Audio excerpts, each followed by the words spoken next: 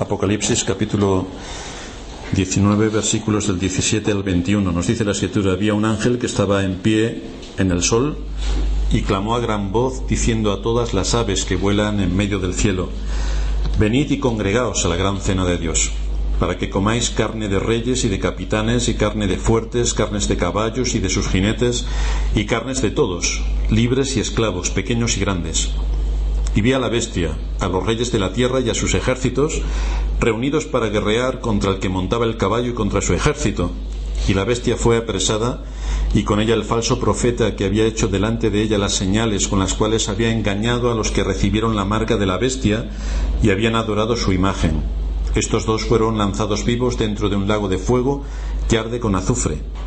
Y los demás fueron muertos con la espada que salía de la boca del que montaba el caballo, y todas las aves se saciaron de las carnes de ellos.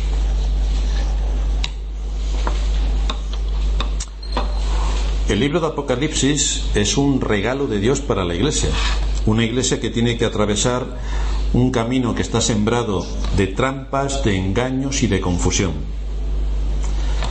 Las amenazas y peligros que nos rodean son de una exquisita sutileza y a la vez de un enorme poder destructor, ya que en general la Iglesia no tiene identificado al enemigo, no lo tiene identificado.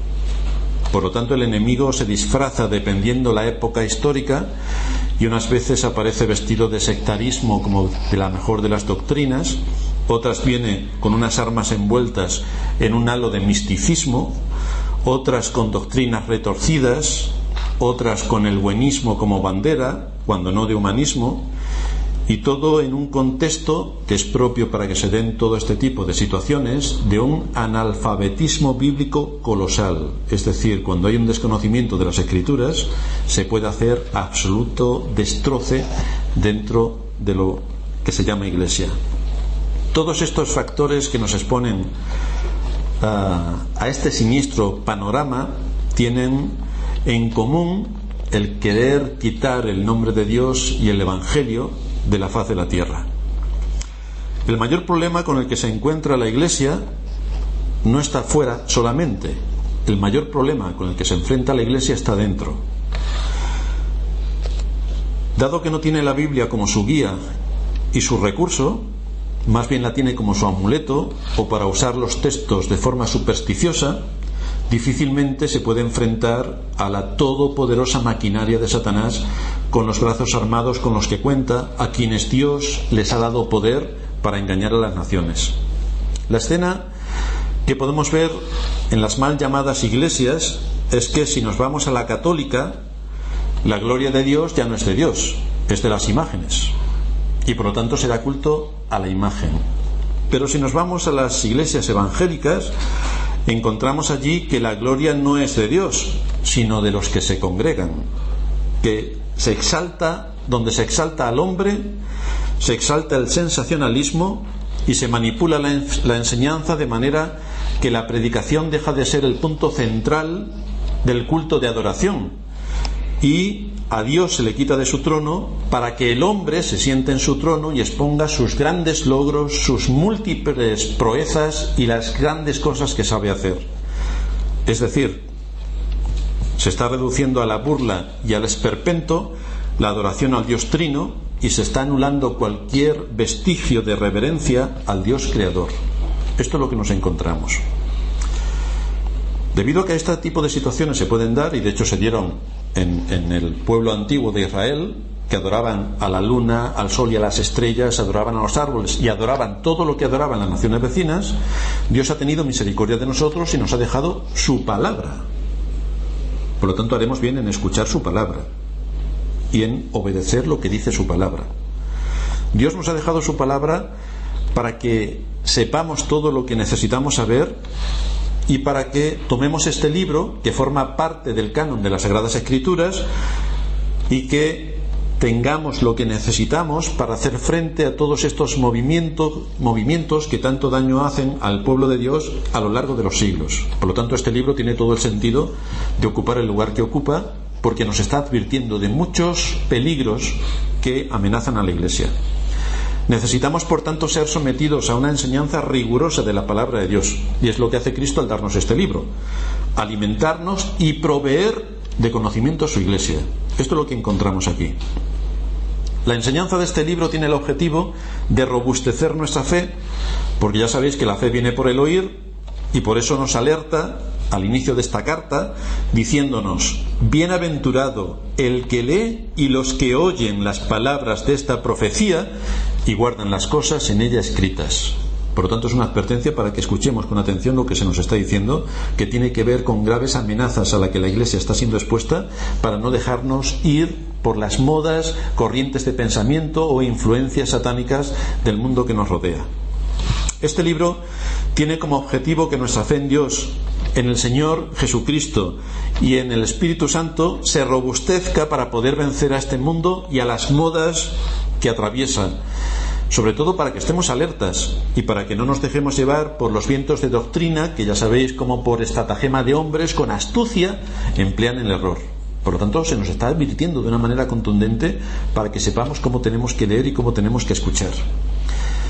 En vista de la situación en la que la moda social y religiosa invade el mundo y lleva a la gente de acá para allá, en vista de esta situación, el Señor nos escribe esta gran carta y lo hace adelantándonos algunos acontecimientos que ocurrirán a lo largo de la historia de este mundo. Es decir, no es una carta que nos habla del final, no, nos habla desde el principio hasta el final, la historia del hombre sobre la tierra, especialmente entre la primera y segunda venida de Cristo, y nos muestra los hilos que se mueven detrás de la historia, de manera que podamos ver que es Dios quien gobierna toda su creación y que a pesar de las acciones de los hombres, a pesar de las presiones infernales, a pesar de todo el despliegue del mal que hay contra el Evangelio y contra la Iglesia, se cumplirá su propósito principal, que será la victoria final de Cristo y de sus redimidos. Ahí nos aboca la historia.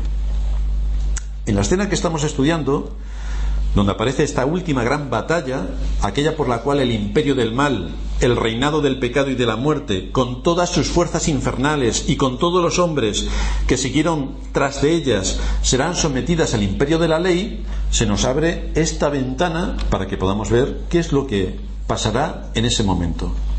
En esta última y gran batalla vamos a recordar algunos detalles que tratamos en nuestro último sermón. Allí vimos cómo, en primer lugar, había una escena previa a la batalla. El cielo se abrió para indicar que había llegado el tiempo para que viniera la segunda venida de Cristo, para que Cristo viniera en su segunda venida. Y ha representado Cristo como un jinete del cielo que viene montado en un caballo blanco, que es símbolo de poder y distinción. Va liderando su ejército en singular. En segundo lugar, estuvimos viendo los preparativos para la batalla. Nos encontramos al enemigo de Cristo preparándose para la guerra. Se hace referencia a todas las fuerzas, poderes e influencias del mal agrupándose con un fin común, un único objetivo: levantarse en guerra contra el jinete que monta el caballo blanco, levantarse en guerra contra Cristo, contra el Evangelio, contra todo lo que representa a Cristo en este mundo. Ese es el objetivo principal que tiene el mundo en el que vivimos. En tercer lugar, vimos el resultado. Y decíamos que en nuestro texto hay una diferencia con todas las guerras convencionales a las que el ser humano ha asistido. Y es que hemos asistido a guerras que han durado 100 años, la guerra de los 30 años, la guerra de los 6 días. Y resulta que en la guerra que estamos aquí estudiando es una guerra que es instantánea. En un instante, por la palabra de Cristo, se acabó la guerra. No hay lucha, no hay vías de combate, no hay ejércitos que se destrozan el uno al otro. Solamente hay un vencedor, Cristo, y unos vencidos, las fuerzas de las tinieblas y los hombres que negaron a Cristo durante su vida. Hoy vamos a ver, en cuarto lugar, cómo debemos entender esta última y gran batalla que se nos presenta aquí en este capítulo de Apocalipsis. Y recordamos una vez más que son secciones en las que está dividida el libro y que todas nos muestran la misma escena desde diversos ángulos. Por lo tanto, aquí ya vimos la semana pasada cómo esta escena desde otros ángulos se estaba enfocando, y aquí nos vamos a centrar en lo que esta cámara para esta escena nos va a ilustrar. ¿Cómo debemos entender esta última y gran batalla?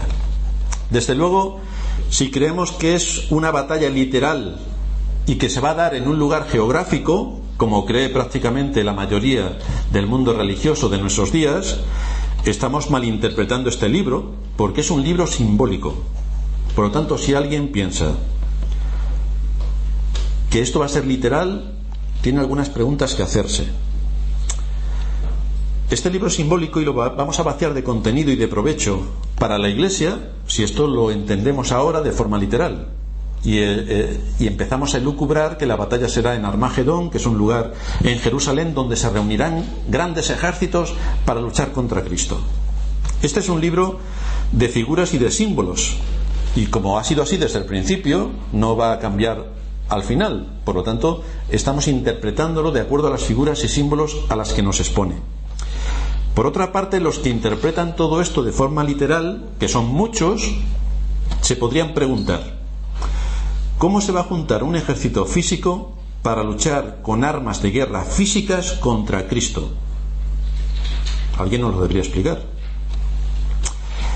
¿Van a ir los ejércitos con ametralladoras, con carros de combate, con aviones de caza y con misiles contra Cristo?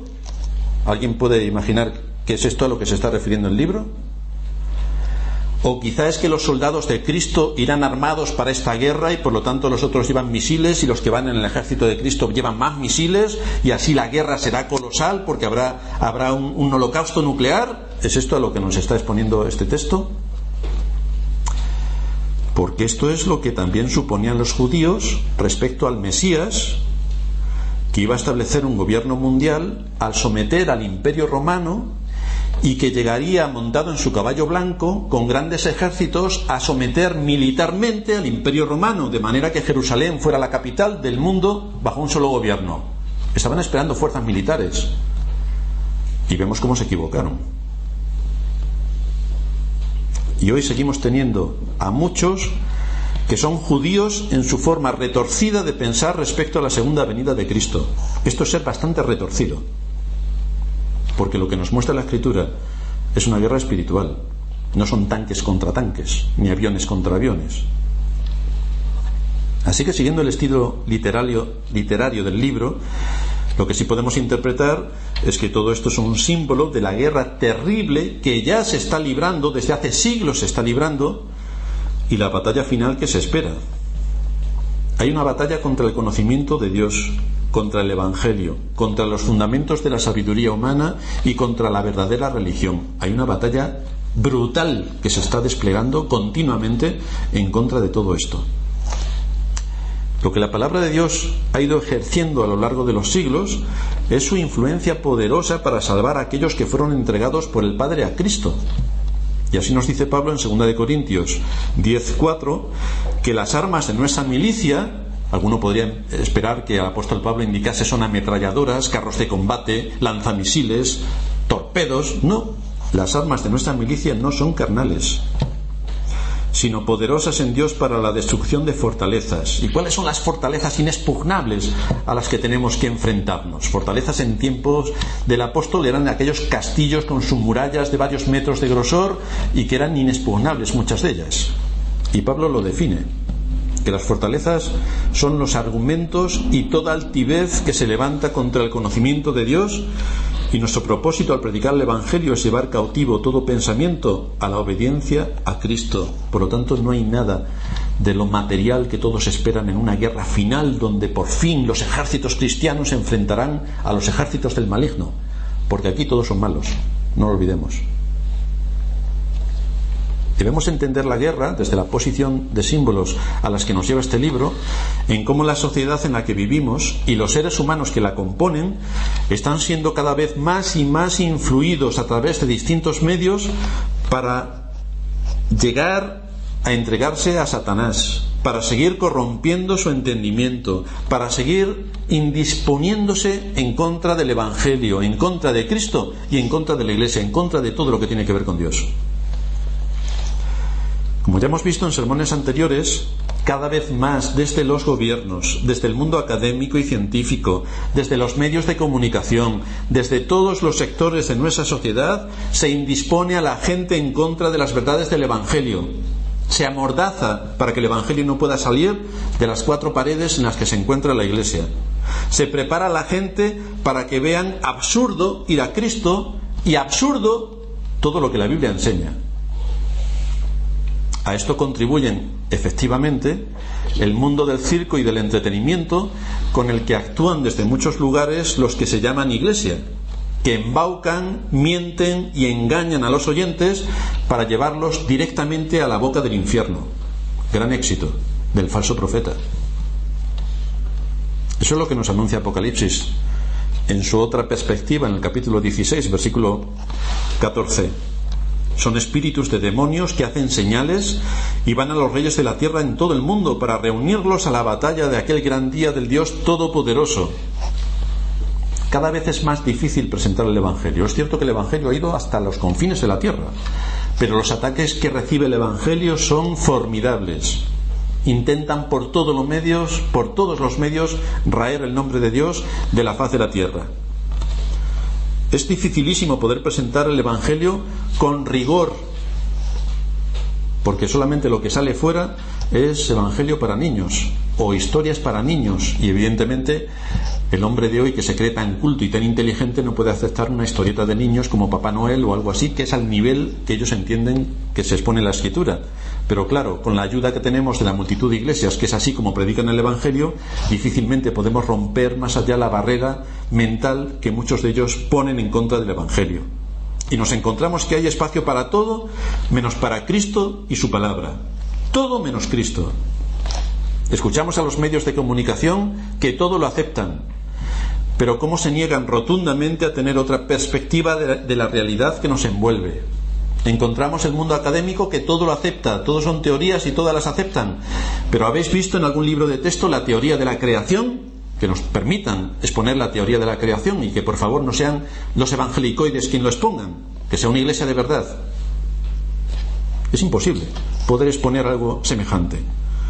Nos encontramos aquellos que pueden llevar esta tarea de sacar por los medios de comunicación un trocito de lo que puede ser el Evangelio, y lo que hacen no es anunciar el Evangelio de Cristo, sino mostrar el buenismo de gente que ni siquiera está convertida. Ahí tenemos los programas evangelicoides, patéticos, para llorar. Eso no convierte nada más que a Satanás, para seguir siendo lo que es. El asunto es que todo converge para que el ser humano no tenga necesidad de Cristo. No tenga necesidad de Cristo, para que el Evangelio que se le presenta parezca absurdo, anticuado, cosa de niños, mitos y leyendas. No nos interesa ese tipo de Evangelio. Todas estas ideas están asentadas en sus mentes por una iglesia católica que pervirtió el evangélico y que en los países católicos da aversión total al Evangelio, y por una iglesia evangélica sensacionalista que envía a los suyos al infierno. Eso sí, los envía muy contentos con las manos levantadas y cantando, pero al infierno se van. Y las dos instituciones más representativas a nivel oficial ocupan una posición siniestra al lado del maligno. Es decir, tenemos al falso profeta. Este es el falso profeta del que nos está hablando aquí nuestro texto. La indiferencia hacia Cristo, el menosprecio a su verdad, todo esto ha ido transformando a los hombres para presentar una batalla bien argumentada contra el Evangelio que se les presenta. Se están reuniendo y poniéndose de acuerdo contra el Evangelio. Este es el gran enemigo a batir. En algunos países de Occidente, llamados libres, ya no se puede predicar en algunas iglesias sobre ciertos temas. Por ejemplo, en algunos países libres, entre comillas lo de libres, tú no puedes predicar en una iglesia en contra de la homosexualidad, porque te cierran la iglesia. Y además vas a la cárcel.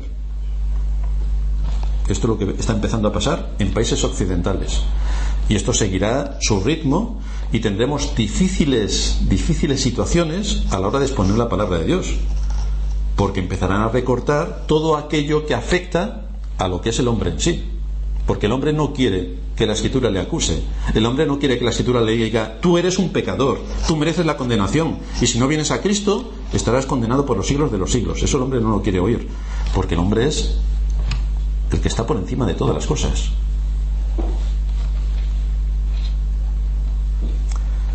Y poco a poco esta mordaza se irá imponiendo en los púlpitos, para no decir nada que sea políticamente incorrecto, nada que moleste lo más mínimo a las personas que se llegan y se sientan y quieren pasar un rato entretenido, no quieren ser expuestos a su pecado ni a la condenación a la que la Escritura nos lleva, sino que quieren estar pasando un rato agradable y divertido, entreteniéndose y dejando pasar todas las advertencias que la Escritura nos dice. Y la gente piensa: ¿no es el hombre bueno? Si solamente hay que mirar la sociedad en la que vivimos. ¿A quién no le han robado? ¿A quién no le han roto un cristal? ¿A quién no le han rayado el coche? ¿A quién no le han hecho alguna calamidad? Porque esa es la evidencia de que el hombre es bueno. Encontramos los parques y jardines que tienen las vallas destrozadas, las papeleras tiradas. A la gente no le da por cavar y poner rosales, no, le da por destrozar. Pero no le dan por poner plantas, no le dan por pintar las paredes, no, le dan por ensuciar las paredes. Eso es una evidencia de lo bueno que es el hombre, en general. Entonces la gente se pregunta: si el hombre es bueno, como todo el mundo puede ver tranquilamente cuando sale a la calle, o simplemente si se mira al espejo, lo que pasa es que muchos no tienen ni espejo, por lo tanto no se pueden ver, pero si se mirasen al espejo podrían responderse la pregunta: ¿el hombre es bueno? ¿Cómo va a castigar Dios a un ser humano tan bueno como es el hombre? ¿Merece que se le aplique la justa ira de Dios por la cual tiene determinado arrojar el alma y el cuerpo al infierno? ¿Tiene sentido esta guerra en la cual todos los poderes del infierno, con todos los hombres que han negado a Cristo y han ido en contra del Evangelio, van a ir al infierno? ¿Esto realmente es así? ¿O es que nos cuenten un cuento para que nos dé miedo y entonces digamos: sí, yo creo en Dios, sí, qué bueno es Dios, y ahí se acabó todo? Nuestro texto nos dice que la bestia fue apresada y con ella el falso profeta que había hecho delante de ella las señales con las cuales había engañado a los que recibieron la marca de la bestia y habían adorado su imagen. Estos dos fueron lanzados vivos dentro de un lago de fuego que arde con azufre, y los demás fueron muertos con la espada que salía de la boca del que montaba el caballo. La espada que salía de la boca. La espada, como todos sabéis, en el lenguaje figurado de las Escrituras, es la palabra de Dios. Es la palabra de Dios la que está juzgando y la que está condenando.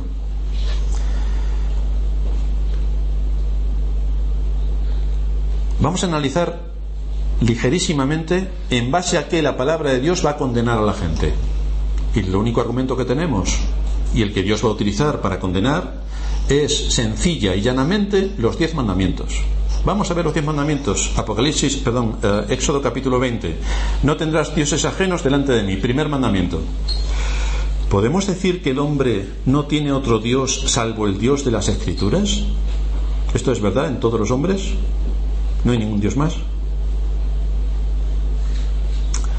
Porque lo que vemos es que al hombre natural no le interesa ni Dios ni su palabra, y que menosprecia, ridiculiza y le repele poner a Dios en su trono. De ahí que se invente cualquier cosa menos Dios. En las iglesias ya vemos lo que hay. Y si nosotros no hubiéramos sido sacados de la muerte, estaríamos en la misma disposición. Por lo tanto, el primer mandamiento queda pulverizado por la conducta y actitud del hombre. Es merecedor del castigo eterno porque el hombre tiene más dioses aparte de Dios. Segundo mandamiento: no te harás imagen ni ninguna semejanza de lo que esté arriba en el cielo ni abajo en la tierra, no te inclinarás a ellas ni las honrarás. ¿El hombre no se ha hecho ninguna imagen para adorar? ¿Nadie adora las imágenes? Tenemos millones y trillones que adoran a las imágenes. Todo ser humano adora porque es adorador. Ahora bien, muchos adoran imágenes, otros adoran medallitas, otros adoran al Dios dinero, otros al Dios poder, otros se adoran a sí mismos. ¿Para qué van a perder el tiempo? Pero en todos y cada uno de los seres humanos que vienen a este mundo encontramos la adoración falsa. Por lo tanto, el segundo mandamiento queda pulverizado por la conducta y actitud del hombre. Es merecedor del castigo eterno, aunque solamente atentase contra un mandamiento. Tercero: no tomarás el nombre de Jehová tu Dios en vano. Parece sencillo de entender. ¿Cuántas veces cada persona utiliza el sagrado nombre de Dios de forma vana? Tenemos la coletilla que utilizan en los países anglosajones de decir, oh my God, que están usando el nombre de Dios en vano. Es una exclamación. Es que precisamente el mandamiento tiene que ver con eso, con que no utilices el nombre en vano. Pues toma. Y en los países como el nuestro, la gente no se acuerda de Dios salvo para maldecir y blasfemar. No tomarás el nombre del Señor tu Dios en vano. Por lo tanto, el tercer mandamiento queda pulverizado por la conducta y actitud del hombre. Es merecedor del castigo eterno. Cuarto mandamiento. ¿Qué vamos a contar del cuarto mandamiento? Acuérdate del día de reposo para santificarlo. Pregúntale a la mayoría de las iglesias si entiende el mandamiento. Ya sabemos la respuesta. Este mandamiento queda pulverizado no ya por los impíos, sino por los que se llaman creyentes, que tranquilamente lo pulverizan, sin ayuda. Un gran éxito del enemigo, porque este es el propósito del enemigo: ir en contra de Cristo y de su evangelio, y los mandamientos forman parte. Por lo tanto, el cuarto mandamiento queda pulverizado por la conducta y actitud de los creyentes, o al menos de los que se lo llaman, de manera que el hombre es merecedor del castigo eterno. Aquí tenemos los primeros 4 mandamientos que se resumen, como el Señor dijo, en amarás a Dios sobre todas las cosas. ¿Encontramos algún hombre que ame a Dios sobre todas las cosas? Falso de toda falsedad, ni uno. Ahora empezamos con los mandamientos que tienen que ver con el prójimo. Honra a tu padre y a tu madre. Cada uno de los seres humanos que vienen a este mundo trata por todos los medios de que sus padres no se avergüencen de él, y luego por derivación todos los principios de autoridad que emanan de este mandamiento. Más bien ocurre todo lo contrario. Hay una rebelión continua hacia los padres, hacia el gobierno, hacia los pastores y por supuesto hacia Dios. Rebelión continua. Por lo tanto, el quinto mandamiento queda pulverizado por la conducta y actitud del hombre. Es merecedor del castigo eterno. Sexto mandamiento, no matarás. Bueno, la gente con lo bonista que os en esos días, pues lo de matar es que para ellos esto sí que es sagrado. Ellos no matan, salvo a los niños que están en el vientre de sus madres, porque esos no son niños, son verrugas que le han nacido a las madres y por lo tanto las puedes extirpar cuando quieras. Entonces eso para ellos no es matar a nadie. Pero el Señor dijo no solamente lo que quería decir el mandamiento, sino lo que implícitamente estaba dentro de él, y es que cualquiera que llama necio a su hermano ya ha atentado contra este mandamiento, ha atentado contra su reputación. Por lo tanto, el sexto mandamiento queda pulverizado por la conducta y actitud del hombre. Es merecedor del castigo eterno.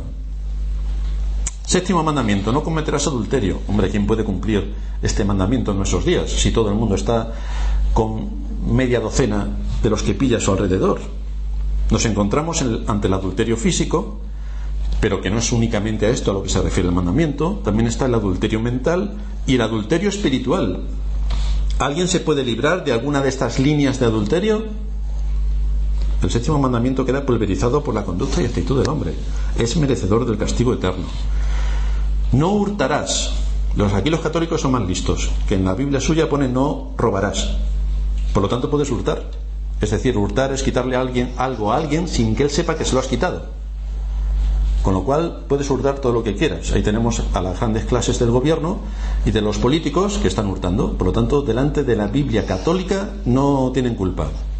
Pero la Biblia es más precisa. Cuando dicen no hurtarás, es decir, no puedes quitar nada de lo que pertenezca a tu prójimo, lo sepa él o no lo sepa, que se lo estás quitando. Y no solamente son propiedades materiales, sino el mandamiento también protege a aquel que le hurta la honra que se le debe a alguien, el respeto que se le debe a alguien, la atención que se le debe a alguien. Eso también es hurtar. Por lo tanto, el octavo mandamiento queda pulverizado por la conducta y actitud del hombre. Es merecedor del castigo eterno. Noveno mandamiento, no hablarás contra tu prójimo falso testimonio. ¿Quién puede estar exento de no exagerar con sus observaciones temas referidos a su prójimo y hablar falsamente de una situación? No acabamos ninguno en pie. Todos estamos condenados. Por lo tanto, el noveno mandamiento también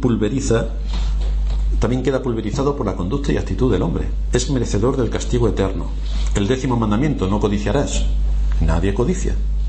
Solo que cada uno quiere todo lo de los demás. Salvo eso, nadie codicia.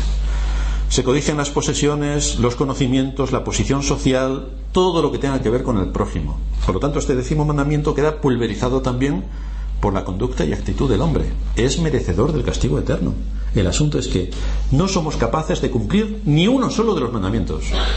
Entonces, cuando Dios ejecuta sus juicios, ¿por qué no habría de tener en cuenta aplicar su justicia de acuerdo a su ley? Es decir, cuando nosotros transgredimos una ley en el país en el que vivimos, ¿qué nos dice la policía? Lo mismo se parte de risa. O lo mismo nos lleva al juez y a la cárcel. Quizás sea más lo segundo que lo primero.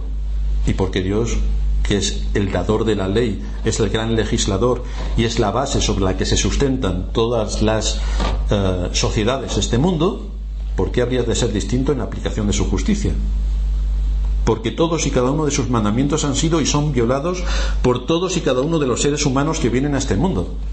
Esta es la fotografía que nos hace la Escritura. Nos dice Romanos 1:29: estando atestados de toda injusticia, fornicación, perversidad, avaricia, maldad, llenos de envidia, homicidios, contiendas, engaños y malignidades, murmuradores, detractores, aborrecedores de Dios, injuriosos, soberbios, altivos, inventores de males, desobedientes a los padres, necios, desleales, sin afecto natural, implacables, sin misericordia, quienes, habiendo entendido el juicio de Dios, que los que practican tales cosas son dignos de muerte, no solo las hacen, sino que también se complacen con los que las practican. Esto es lo que tenemos en el mundo de hoy. Los medios de comunicación, ves a la gente hacer todo este tipo de pecados y esto se exalta como la mejor de las virtudes, lo mejor que se puede hacer. Este es el increíble poder que ha llevado a cabo el pecado.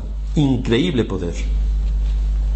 Y lo ha llevado tanto en el mundo de los incrédulos, que por sus propias obras quedan condenados, como en los que se llaman cristianos, que mantienen una posición de rechazo frontal contra la verdad del Evangelio, negando la relevancia de la palabra de Dios, menospreciando el nombre de Cristo, gente que se llama creyente y que son supersticiosos.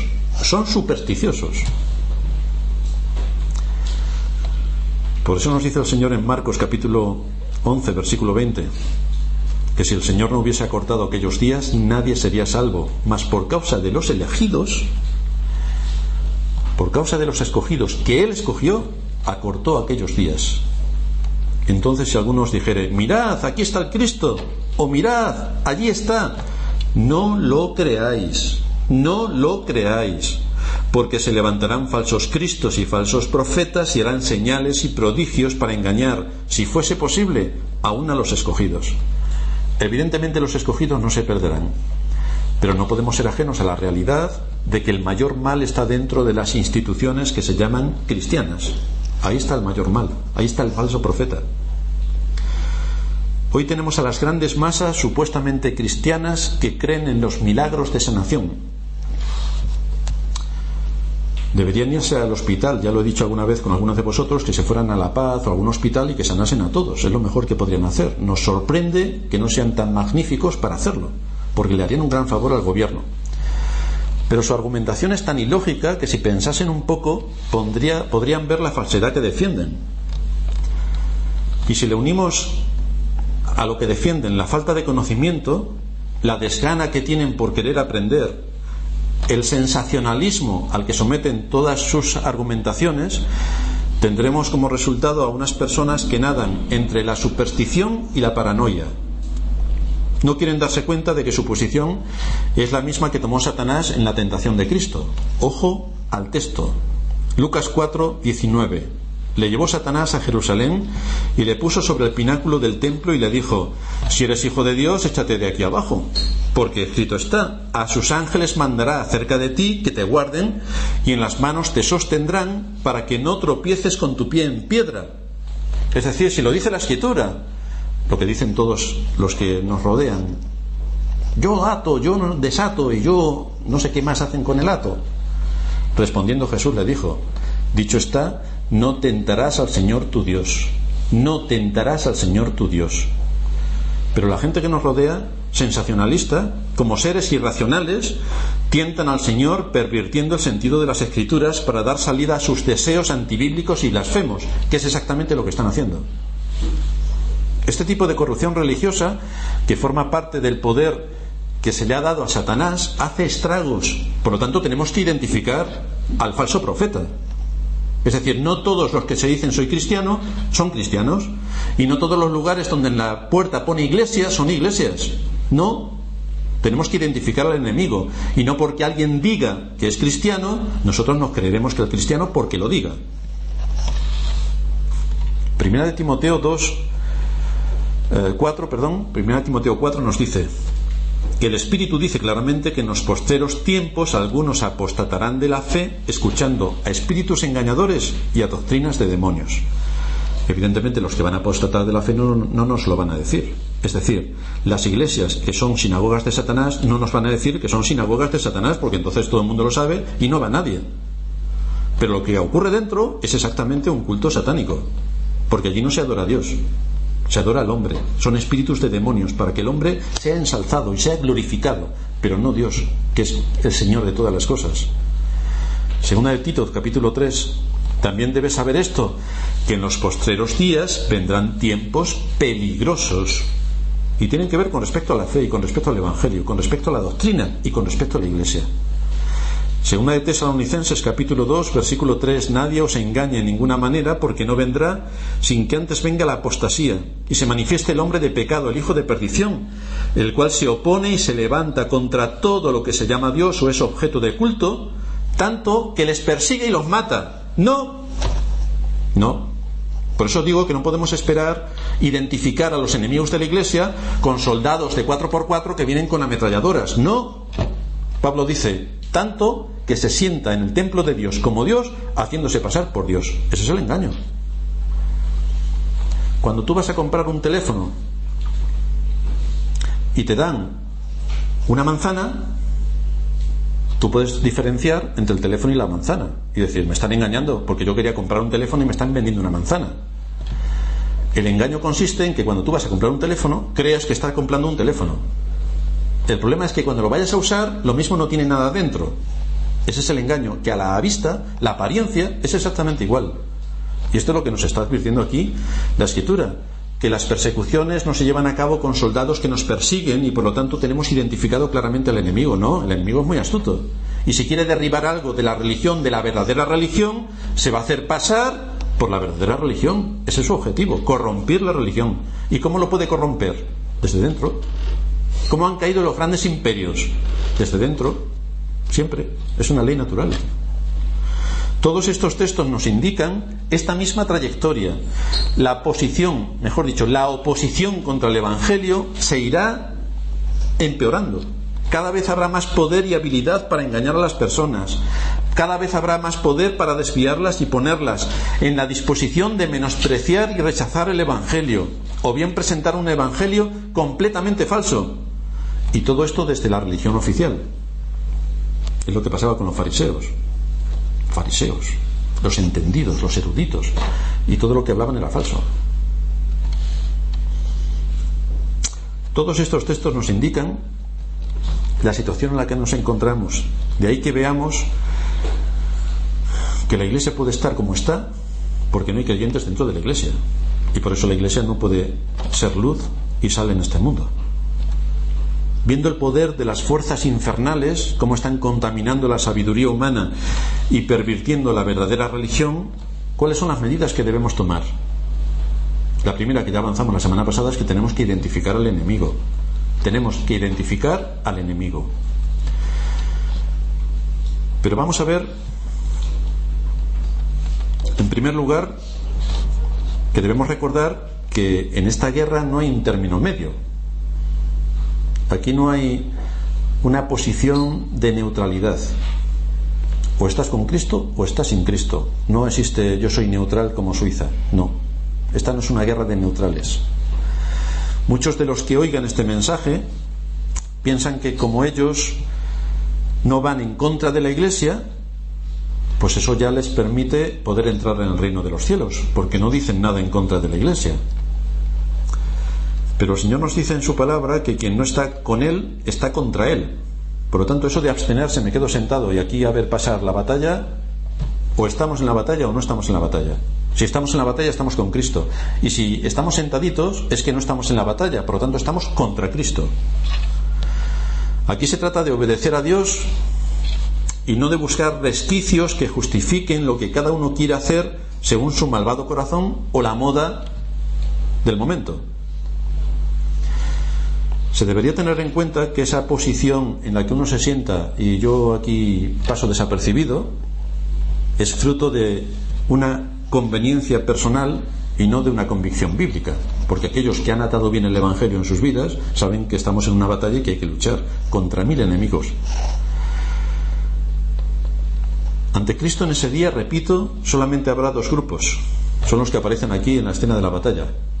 Está Cristo y su ejército, y están los malos y sus ejércitos, y no hay un término medio que aparte haya otro ejército desarmado, que vayan con una amapola y diciendo paz, paz, paz. No existe esto. Están los que fueron lavados por la sangre de Cristo y los que no. Están los que obedecieron a la fe y los que actuaron según su criterio. En segundo lugar, tenemos que asegurarnos qué posición ocupa Cristo en nuestra vida y qué papel asignamos a Cristo y a su palabra. Nuestro texto nos dice que Juan vio a la bestia, a los reyes de la tierra y a sus ejércitos reunidos para guerrear contra el que montaba el caballo y contra su ejército. Los plurales contra el singular, las falsas doctrinas contra la doctrina, los muchos dioses contra el único Dios. Esto es una constante que también se da en la Escritura. Este texto nos indica que la posición equivocada y peligrosa está marcada por una actitud de rebelión hacia Cristo, y da igual las formas que tomen. Puede ser rebelión pacífica, sigue siendo rebelión. Puede ser la rebelión de yo no hago nada, sigue siendo rebelión. Siempre hay argumentos contra Cristo, siempre. Pero Cristo no es alguien con quien podemos negociar y llegar al día de la guerra y decir, un momento, a ver, que yo soy del bando de intermedio. Viene Cristo y su ejército y están los otros ejércitos. Un momento, voy a plantear un armisticio con Cristo para ver si aquí podemos librarnos de lo que nos va a caer. No. Cristo tiene que ver con cada hombre. Cristo es el único mediador entre Dios y el hombre. Él dice que ha venido para dar su vida en rescate para la salvación de muchos. Y eso tiene su tiempo. Pero en el momento en el que se narra la historia, el tiempo de la salvación se ha acabado. Ya no hay tiempo. Por lo tanto, ya no es ahora me doy cuenta. No, se acabó. Como aquellos que estaban en los días de Noé, negando continuamente las advertencias que Noé estaba haciendo respecto al juicio divino, y cuando vieron llover, entonces quisieron subir. Pues entonces la puerta estaba cerrada, porque hoy es el día de la salvación, pero el día del juicio no. La voz de Cristo ha salido por todo el mundo, y la voz de Cristo requiere la máxima atención de todo el mundo. Esto es así porque la relación que cada uno tenga con Cristo tiene repercusiones eternas. No es algo para dejarlo y mañana me lo pensaré. Tiene repercusiones eternas. Dice el apóstol Pablo en Hechos 4:11, el apóstol: este Jesús es la piedra reprobada por vosotros los edificadores, la cual ha venido a ser cabeza del ángulo. Y en ningún otro hay salvación, porque no hay otro nombre bajo el cielo dado a los hombres en que podamos ser salvos. Cristo es la piedra angular. Él es quien define el camino, y Él es quien aplica la justicia. Ya ves que en los juicios de los hombres salen los abogados, y depende del dinero que tengas, pueden ir los temas por aquí o por allá, o dilatarse a 20 años después, que ya todo el mundo está aburrido y ya no pasa nada. No, con Cristo no pasa esto en los juicios, y con Cristo no pasa esto en el día del juicio final. Asegúrate de quién es Cristo para ti, y asegúrate de quién eres tú para Él. Asegúrate. ¿Estás bajo la influencia del Evangelio y abrazas lo que se dice de Cristo? ¿O estás bajo la influencia de los espíritus engañadores que han salido por todo el mundo y están engañando a los que se llaman iglesia? Eres tú el que tienes que pensar y ver qué es lo que enseña la Escritura respecto a los espíritus engañadores que están en las iglesias. Asegúrate de estar en el lugar correcto y en el camino correcto. Asegúrate, porque es tu responsabilidad. Y cuando te hayas asegurado de que estás en el lugar que tienes que estar, analiza si tu actitud y tu conducta es la correcta. Porque esta bestia y falso profeta tiene un propósito específico del que nos avisa Cristo mismo. Reúne a los hombres para que peleen en contra del Cordero, y está refiriéndose a la iglesia falsa reunida para pelear contra Cristo. Cuando a Dios no se le tributa el culto de adoración que Él requiere, se está peleando contra Dios. No hay término medio. En tercer lugar, ¿cuál es el ataque que debemos esperar hacia los creyentes y hacia la verdadera Iglesia? Este ataque viene de dos fuentes: del mundo de los impíos, en el cual nos movemos y vivimos, donde se niega continuamente al Dios creador y al Dios redentor, donde se desprecia su palabra, donde asistimos a las burlas del Evangelio, y también se recibe desde los que se llaman creyentes, que están nadando entre dos aguas, sin dejar su espíritu buenista, oportunista y a veces supersticioso. Este es el entorno de los creyentes que nos rodean en general. Así que hay una pregunta que cada uno debe hacerse: ¿dónde estoy con respecto a la Iglesia de Cristo? ¿Dónde estoy con respecto a la Iglesia de Cristo? Porque este es otro criterio que me va a ayudar a tomar las medidas necesarias por las influencias dañinas que desde dentro de las falsas iglesias atentan contra el alma y me pueden llevar camino a la destrucción. ¿Eres tú de los que miran con cierta indiferencia, con menosprecio a lo que se dice, se hace y se enseña en la iglesia? Previamente te tienes que asegurar de que estás en la iglesia de verdad, no en que estás en una iglesia sensacionalista. Pero si te has asegurado de esto, ¿cuál es tu disposición? ¿Eres de quienes, a pesar de la enseñanza, menosprecia la responsabilidad que Dios ha dado a la iglesia y a sus pastores? ¿Menosprecias la responsabilidad que como iglesia tenemos y a quienes Dios ha puesto para dirigir la iglesia? ¿Eres de aquellos que por mucha enseñanza que recibe sigue viviendo y actuando como si no recibiera ninguna?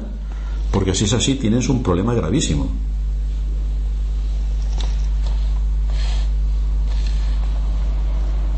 Lo que nos anuncia este libro es que el espíritu de mentira está en marcha y que recluta a los hombres para reunirlos de entre todas las naciones y engañarles para ir contra Cristo, contra los verdaderos creyentes y contra la verdadera iglesia.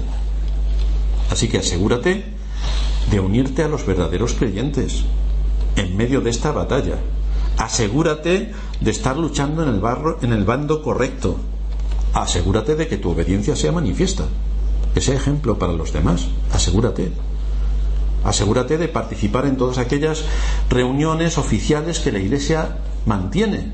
¿Vosotros os imagináis ayer que había un partido de fútbol entre dos grandes equipos que no va nadie a ver el fútbol? Porque uno tenía que irse a casa de su madre, el otro a casa de su tía, el otro había recibido una visita inesperada, el otro tenía que probar 2 yuntas, el otro se había comprado un coche y allí no aparece nadie. Y eso ocurre continuamente. ¿Vosotros creéis que aquello podrá perdurar? Y si eso lo hace la gente del mundo con cosas banales, nosotros como iglesia nos funciona un poco el cerebro para saber que con nuestra presencia estamos apoyando el ministerio, estamos apoyando a la iglesia y estamos haciendo que todo funcione como tiene que funcionar, solo con nuestra presencia. Luego hay muchas más cosas, pero esa es la más básica. No pienses, por tanto, que debes ser pasivo en esta guerra. Ya hemos dicho que somos pasivos cuando Dios nos salva. No podemos hacer nada. Dios nos salva y allí hemos sido salvados. Pero en la guerra, ya una vez hemos sido salvados, no podemos ser pasivos. No podemos esperar sentados a ver cómo se desarrolla la batalla, a ver quién gana. No. Porque si eres un verdadero creyente, deberás saber que se necesitan soldados que atiendan los asuntos del reino y defiendan la fe. Eso lo debes saber que es así. Por lo tanto, súmate a la iglesia, únete a la iglesia, apoya con toda humildad y mansedumbre la iglesia, busca ser pastoreado por los que en esta iglesia el Espíritu Santo ha puesto como pastores. Recuerda que todo esto implica valor, esfuerzo y sacrificio. Y recuerda también que esta guerra no es para cobardes, ni para perezosos, ni tampoco para buenistas. No, los cobardes son los primeros que van al reino de los infiernos. Así que toma nota. Pídele a Dios sabiduría para identificar al enemigo de tu alma. Ora para que puedas actuar con temor ante su palabra.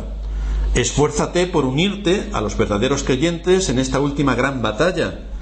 Que podamos contar contigo, con tus capacidades y con tus recursos, para que el pueblo de Dios pueda seguir siendo edificado, cumpla con la misión que tiene encomendada y espere la promesa de Cristo.